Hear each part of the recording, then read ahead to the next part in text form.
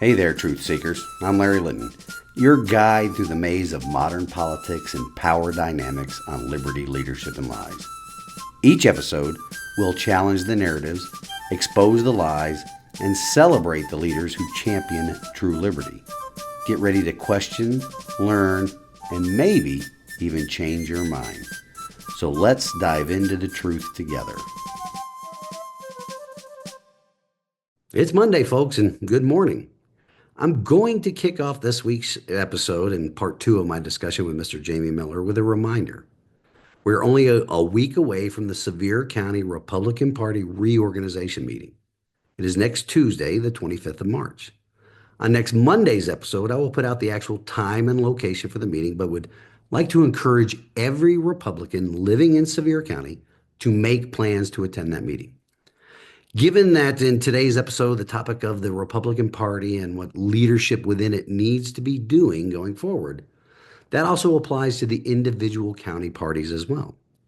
If you are unhappy with the lack of transparency of the Sevier County GOP and their apparent unwillingness to hold public meetings, this is your chance to make your voices heard. As another reminder as well, you must be considered a bona fide Republican in order to vote for the new leadership. But every Republican can show up. If you're not a bona fide Republican yet, you can still make your voices heard by demanding more openness from the elected or newly elected county executive committee. And remind them that their mission statement on their woefully Maine website states this, quote, "The objective of the Sevier County Republican Party is to elect Republicans to office while promoting the growth and acceptance of the Republican Party among all of the people of Sevier County," end quote. Now, just how can they promote the growth and acceptance of our party by only meeting behind closed doors, in addition to violating the state Republican Party bylaws? You know, a cement truck in a Trump store in downtown Sevierville during a presidential election is not promoting the growth and acceptance of the party. Our political opponents that make up the Sevier County Democrats are much more active in the community, and their growth is unmistakable. More importantly, our opponents' growth is not countered in any measurable way. That's due to the lack of action by our current, and sad to say, previous crops of good old boy network county executive committee members. Once again, show up. If you are a bona fide Republican and eligible to put your name in the hat to run for chairman, please do so. If you have not obtained your bona fide status yet, still show up. Voice your support for the changes that are necessary to ensure our county GOP fulfills its own mission statement. Now, on to today's wrap up with Mr. Miller and a sort of reintroduction. In addition to the accolades discussed in last week's introduction, he was the lead consultant for the North Carolina Republican House Caucus's successful offensive campaigns in 2010, and he is a published author in a public relations handbook through his contributions in a chapter discussing crisis communications. Jamie has been quoted in most major domestic newspapers and has been featured in numerous TV appearances, which include some appearances during live election night coverage. He has served as either a campaign manager, campaign consultant, or senior advisor for 5 statewide campaigns in the state of Florida. To find out more, please visit his website of reasonablearguments.com. The web address will be shown throughout today's episode for those followers of the show on Rumble and YouTube. Now, like most of my previous episodes, we're going to jump right into the conclusion of our discussion after the podcast intro. Also, like the previous week's show, the discussion this week will not be presented in 2 separate segments, just one continuous wrap-up of our final 30 minutes or so together. Now with that, let's take a stand in the arena with Mr. Jamie Miller this week and get on with the show. Welcome to Liberty, Leadership, and Lies, the podcast where we unravel the complex web of politics, power, and deception. Each week, we dive into the stories behind the headlines, exploring how liberty is eroded and the selfishness of our political leaders, as well as the lies that shape our world. Join us as we dissect the truth from fiction by examining the tactics used by the new aristocracy, the political class, at the local, state, and national levels of government as we dare to challenge the status quo. Get ready for thought-provoking discussions, exclusive interviews, and a journey into the heart of what really drives our society. Liberty, Leadership, and Lies, where your understanding of the world begins to change. Tune in every Monday morning and prepare to see beyond the veil. Because they don't see him as the, you know, he is the bull in the china shop and he's acting like the bull in the china shop, but it's a very disciplined messaging about it now. It's kind of, I think it's akin to how Republicans felt about Bill Clinton going into 1996. And I know that's kind of going back a little ways, but people didn't agree. Republicans didn't necessarily agree with Bill Clinton, but the guy moved the ball down the field, and I think Americans respect that. Like, you're give somebody the ball and 4 yards ahead, 4 yards ahead, and then every once in a while you break a 20-yarder. And right now they haven't been able to stop the 4 yards ahead at all. Like they have, it's just first down after first down all the way to the end zone. It is amazing. And Bill Clinton, he left with a super high approval rating, even after being disbarred and perjury, all that. And he left under balanced budgets because he worked with Newt Gingrich the way Ronald Reagan worked with Tip O'Neill to try to move, that Ronald Reagan and Tip O'Neill were more Cold War oriented, but Bill Clinton and Newt Gingrich were budget oriented. Right. So talking about the budget and money, you've been critical of IRS practices just like everybody should be. How do you think the current stance on tax policy and government spending compares to the party's historical positions? I don't know that it's that different. Republicans have had a internal battle about which way we should go, whether it's a sales tax or a flat tax. I've advocated that our very first move, I think, can be done without congressional approval, just through maybe an executive. I don't even know if you need an executive order. I just think it needs a rule change at the IRS, which would say that if you're a W-2 employee and a W-2 employee only, meaning you don't have a side business, that the IRS sends you either a bill or refund, and you don't have to fill out a tax return unless you disagree. And so that would take the complete responsibility off the citizen. No citizen in the United States should have to worry about their freedom, whether it's financial or their personal freedom, based upon their tax return. And that responsibility should be on the government to tell us what we owe, not the other way around. Like, why do I have to tell the government what I owe? I don't go into Walmart and tell them what I owe. I don't go into any other business and tell them what I owe. I go in, I buy my stuff, they tell me what I owe, and I pay it. And so why the IRS has got this backwards is beyond me, but it's been backwards for far too long. And I think we could make that first step immediately, not by this April 15th, but we could implement that for next April 15th. Right. And, while we can debate whether a flat tax or sales tax or how we want to deal with any of this other stuff. But when you start talking about 80,000 additional IRS agents, that takes all of them off the table because you no longer need them. And AI would be able to do all of those things, right? Like if you're a W-2 employee, I know that when I was a W-2 employee only, 3 out of 5 times, the IRS would either send me more money or ask me for another check. And I'm like, well, I filed my taxes, and it was always 150, 180 bucks, whatever it was. It wasn't, I didn't owe them 18,000. They didn't owe me 18,000.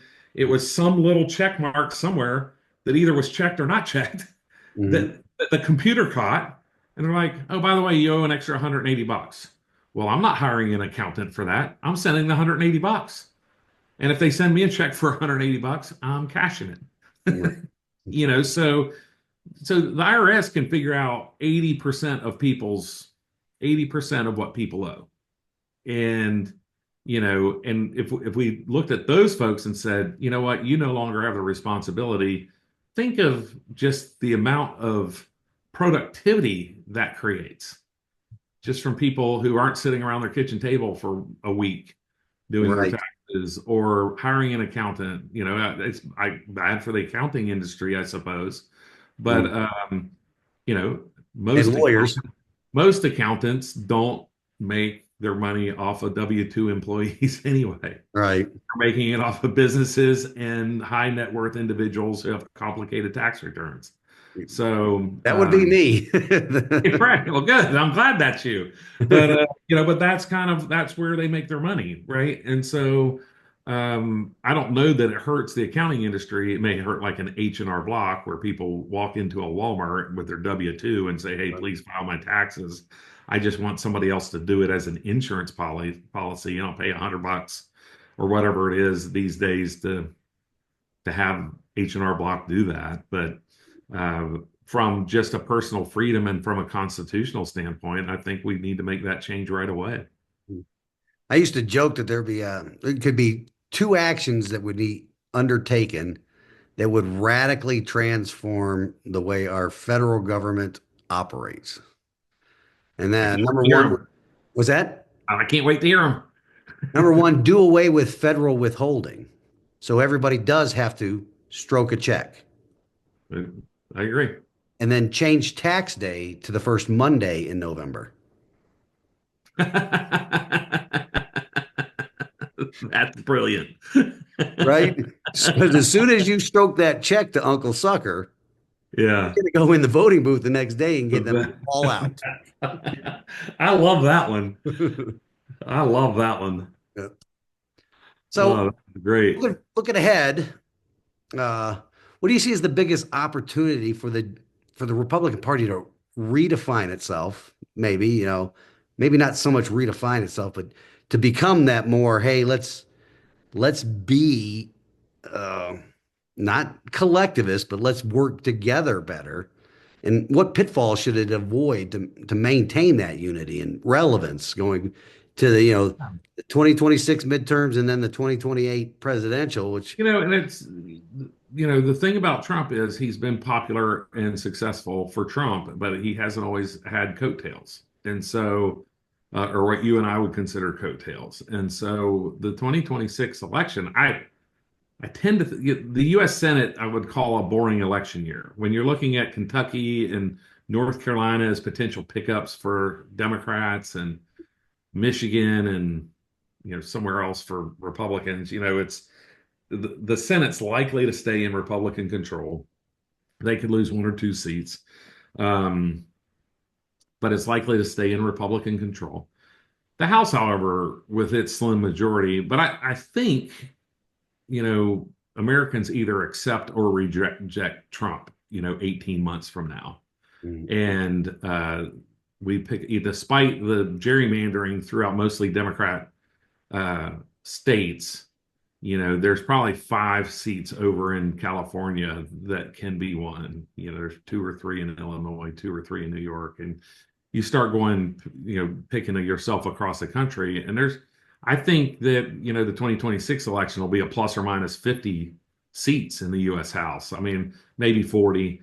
But I think you're going to see you're going to see someplace like if people are popular with Trump, there's a Democrat seat in Orlando, for instance, that can be won. There's a seat down in Palm Beach County that can be won with the right candidate. And so, so Florida, while you think, oh, well, our delegation is 2/3 Republican, mm, there's still probably 2 seats that could possibly be picked up. There's probably only one in Miami that Democrats can pick up mm, of a Republican seat. And so maybe two seats that if they have the right candidate. But, so you start looking at just how things could play out in the US House. That's going to be a lot of Trump driven. mm, And so I think in 2026, these factions within the Republican Party stay with Trump. In Florida, we have this other dynamic, specifically a Governor Ron DeSantis. And while amazing. Governor well, go ahead. I said he's an amazing guy. He's amazing. He's an amazing governor. He's a tone deaf politician, but he's an amazing governor. He, he only is governor because of Donald Trump and Donald Trump's endorsement. Then he turns around and runs against Trump instead of kind of keeping his powder dry. And then instead of getting in January at the height of his popularity after a historic reelection win, he waits until July until Donald Trump gets his feet underneath him.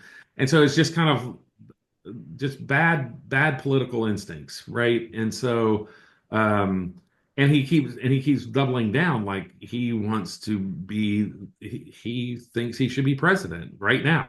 And so he comes up with these other things like, oh, I want to take over immigration in Florida. you know and that was kind of the controversy here in Florida, was that when you got down into that bill, and people love Ron DeSantis in Florida, so they're like, yeah, Ron DeSantis is doing what Donald Trump wants. I'm like, no, he's not. He's trying to take the federal mechanism of immigration away from the president and put it under the governor's office. And the legislature, which is all pro-Trump, Mm. is like, no, and so they got beat up in the press, because DeSantis went around and chewed them up. And the way that one person put it was, here, like one of my clients is a guy named Senator Joe Gruters, who's been with Trump, endorsed the first legislative person in the United States, first Republican leader in the United States to endorse Donald Trump in 2015.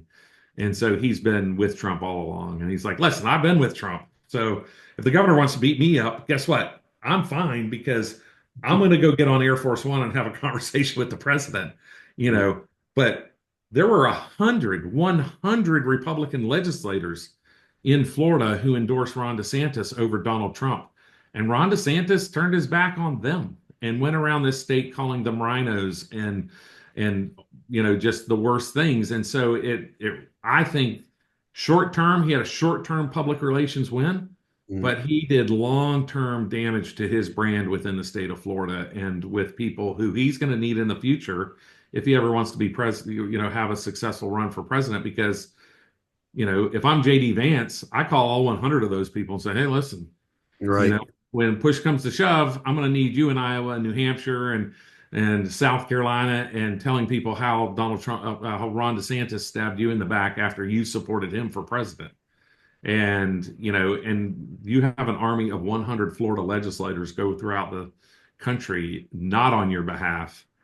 You now have a problem, and that's just an example of 6 years of what I call tone deaf political.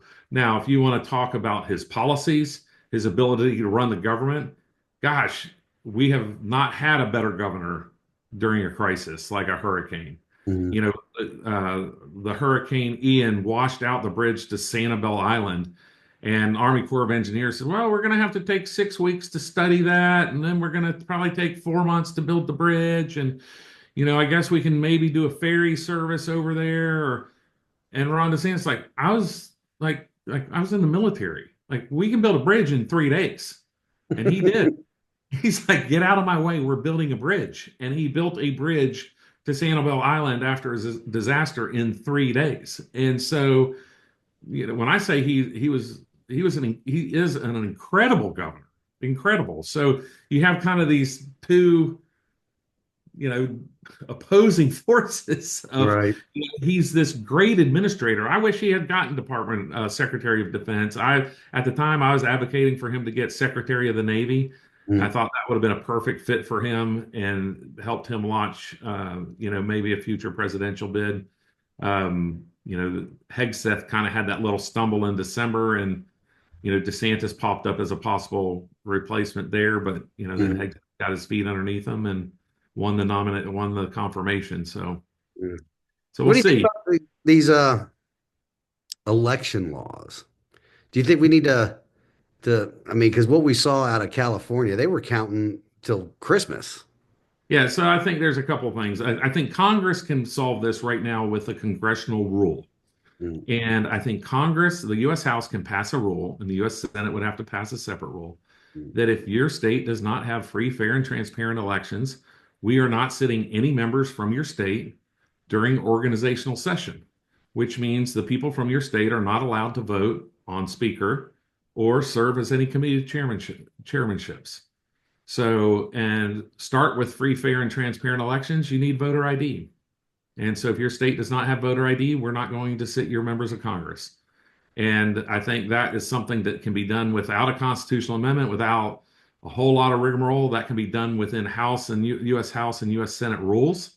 I don't know that it ever passes, but it certainly would change voter ID laws throughout the country immediately. And the second thing is I think we should live stream everywhere ballots are stored, distributed, voted, collected, counted, and canvassed. So if you live stream in those 6 areas, you don't have problems where I could sit and watch a precinct from Sarasota, Florida, from this very computer I'm on right now. I could poll watch a precinct in South Carolina or Tennessee, and I may not know the people who are going in there, but I know darn good and well if 200 people went in there and all of a sudden 500 votes are in the box, we've got a 300 vote problem. And so you would stop any shenanigans from within the precinct, which is where I still think most of it still exists, is after the polls close, the doors get locked. Uncle Jimmy didn't come vote. I'm going to sign Uncle Jimmy's name and vote his ballot. I know how Uncle Jimmy wants to vote. And then once you kind of go down that road, it ends up being 50, 100, 200 votes. And, and that's why they wait until the middle of the night, is because they like to see the turnout from other elections.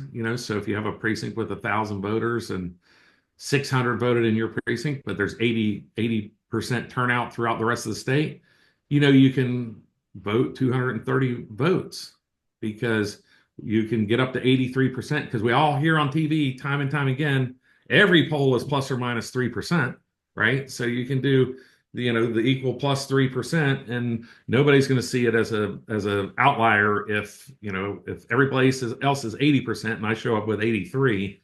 And so all that math is being done behind closed doors in smoke-filled rooms, and those votes happen. And so I always say that the reason why we don't catch more election fraud is because it's the one crime that if you get away with the crime, your evidence is erased.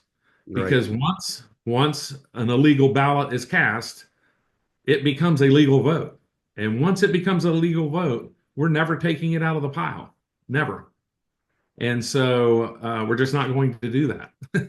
And so so literally the evidence gets erased. So I think there's some things that we can do that are very common sense, that would show the rest of the world that we have free, fair, and transparent elections.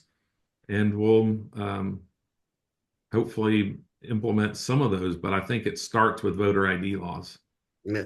And you have to do away with same-day registration. Yes.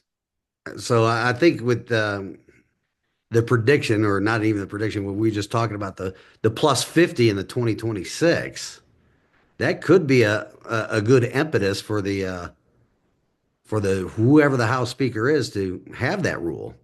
Right. And, if Trump backs it, Right. and the president of the Senate backs it, the vice Right. president, Right. yeah, I think that could that rule change. I had never considered that, but that rule change would drastically, because then the people themselves in the states would say, okay, hey, it takes voter ID to get my vote in there. Let's do it. Right. There's no reason not to have it. There's never, Right. the one example that came through this last election was a naive Chinese college student, and he was at Michigan State University, and he went down, took his college ID, picture ID, went down, registered to vote, and voted, and as a Chinese national. And he went back to his friends, and he was proud. He was proud. He was proud. Look, I voted in an American election. And he was proud. And you know what? And by God, I'm proud for him. Like, I was just, this kid was not trying to commit, quote, election fraud.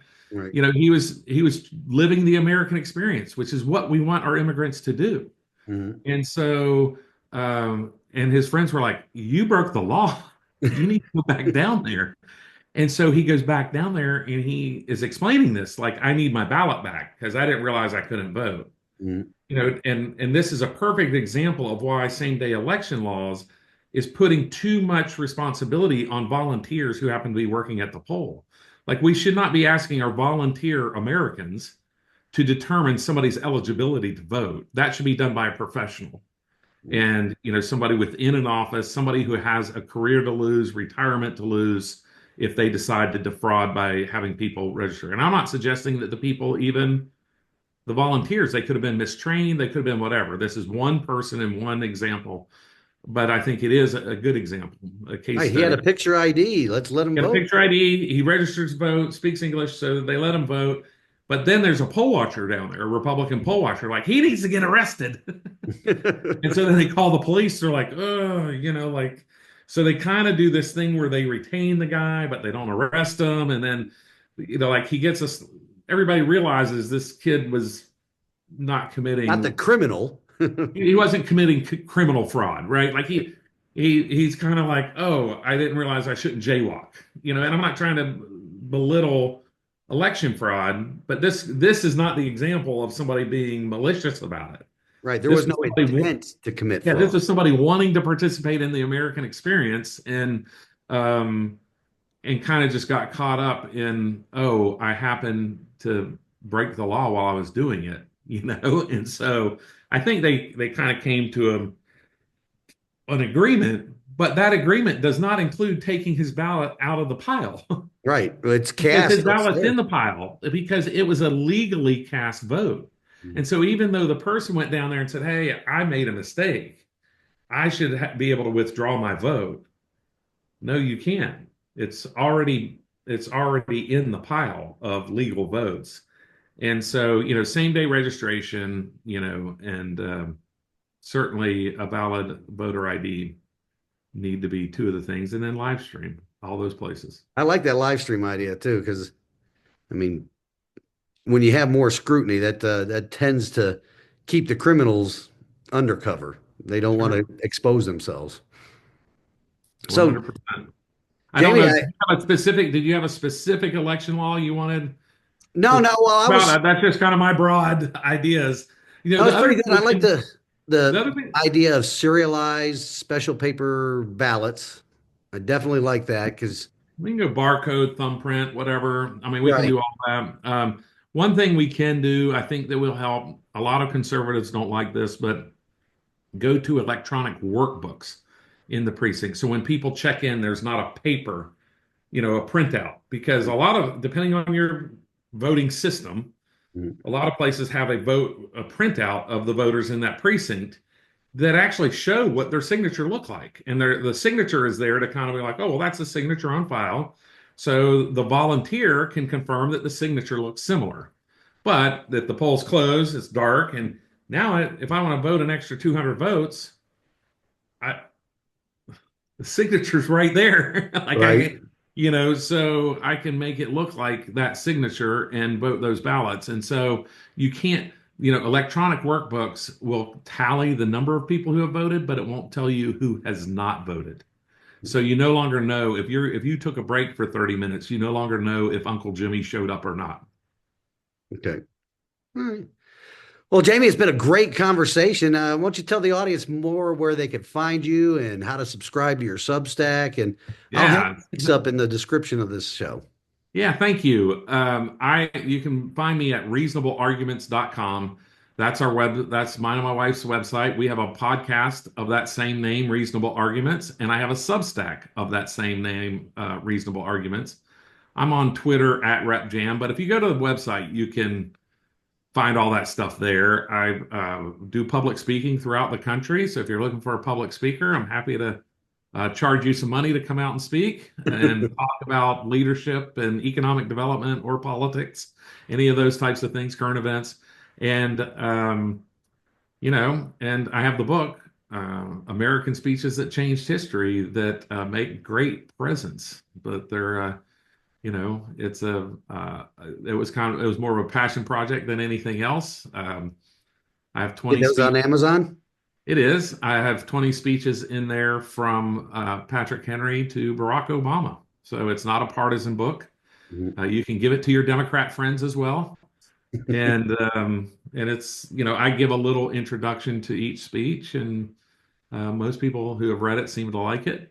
But reasonablearguments.com is the best place, kind of the wheelhouse of all of our content. Have you thought about updating the book with since Barack? So when you have a book that's called American Speeches That Changed History, I just felt like when I published the book, which is 2023, I think, or whatever, it was during the Biden administration when I published it, and um, I just kind of felt like wasn't enough time from Trump's first administration or Biden's administration to include a speech that, quote, changed history. And the speech I used from Barack Obama was from his first campaign. So it was a 2000 early June of 2008 speech of which I do think is a speech that changed history. I wish he had governed to that speech, Right. but it was a speech he gave throughout the spring. And but I picked the speech that he gave the night that he became the first African American major party nominee for president of the United States, which I think is a historic moment. I watched him, I think it was in 2004 or six or 2004 at was the DNC, the convention held in Boston, right? Yeah, but he spoke. Yeah, that's what's kind of his claim. That was kind of his launching pad was the 2004 convention at John Kerry's convention. And I think you're right. I think it was Boston. Yeah. And I saw that and I'm like, that guy is trouble. That I'll tell you guy. what, I was impressed with some of our speakers in Milwaukee as well. I'd have to go back through the roster to get them, but we all saw the minister on Inauguration Day. He was probably my favorite speaker from the Republican National Convention in Mhm. Milwaukee this last time. He was so very dynamic and sincere and just a dynamic speaker. Yeah, I think that's what JD Vance has going for him into the 2028. He is a very dynamic and well-spoken individual. So that's going And to do it. Oh. he brings a level, he brings a level of logic from his background, right? That a lot of us who are kind of feel like we're cut from the same cloth, even if we don't have that same number of zeros in our bank account now, we all know that we kind of started with the same zero in our bank account, like JD Vance. And so there's a ton of us who do believe that, even though we've gone on to have a little bit of a better life. That my dad was a minister, my mom was a social worker, and I received free lunch at school. So I'm not a political family or anything like that. I'm just kind of, some people would say I've had a knack for Well, it. again, thank you for coming on the show, and I hope to My hear from you pleasure. more in the future and see what you're going to do down there in Florida and any more consulting. Yeah, well, I really appreciate it. Let me know if I can ever do anything for you. Oh, I'm done running for office. I'm done. But thank you again for coming on the Don't show. blame you. All right, thank you.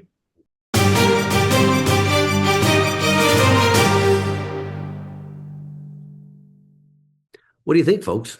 I believe that Jamie and I could come up with a myriad of solutions for not only what ails our Republican Party, but for what ails our Republic as well. Again, you can find Mr. Miller at reasonablearguments.com. Once you've landed on his website, you can find a link to his best-selling book along with numerous articles. Before I get into God's Word this week, just a bit more about the Blue Zones. An intrepid resident of the county found out a bit more about this scam that the other residents should know about. As I mentioned last week, the money to support this program comes from a grant having to deal with opiate money. Whether this grant is from the state or the federal government, it doesn't matter. It is still taxpayer money going to set up and operate this scam. If there isn't any pushback from the residents, you will see more changes to infrastructure and regulations coming to this county that we will have to directly pay for. When I attended their first public meeting, it was discovered that one of the Blue Zone employees is a former Sevier County government employee that reached out to them and invited them to come to our county to be engaged in this fraud, as well as a former city manager of Gatlinburg that the state of Tennessee directly contacted about this fraud, not the Sevier County government. Isn't that convenient, right? Also, the day following their public meeting, the group had scheduled a few study groups to dive deeper into their poop show. The people that participated in those working groups were invitation only. And let me tell you, There were plenty of socialists in that first public meeting that voiced their opinions that they are quite in favor of the county government spending our money to quote unquote take care of us. I don't know about you, but when I became an adult, I didn't look for another set of parents to take care of me. The Blue Zone Initiative is all backroom dealing to get an apathetic public's tax money to support more of their good old boy network shenanigans. That is another reason why each of you need to show up to the Sevier County GOP reorganization meeting next week so we can stop this kind of garbage from happening in the future. Now, this week's wisdom from God's word comes to us from the book of Proverbs, chapter 16, verse 16. How much better to get wisdom than gold, to get insight rather than silver? If we seek wisdom and understanding about the backroom deals that are robbing us of our liberty and our sweat equity, we could put a stop to it. And that is definitely more valuable than gold or silver. Until next week, folks, let's take a stand in the arena together. Reveille, it's time to wake up.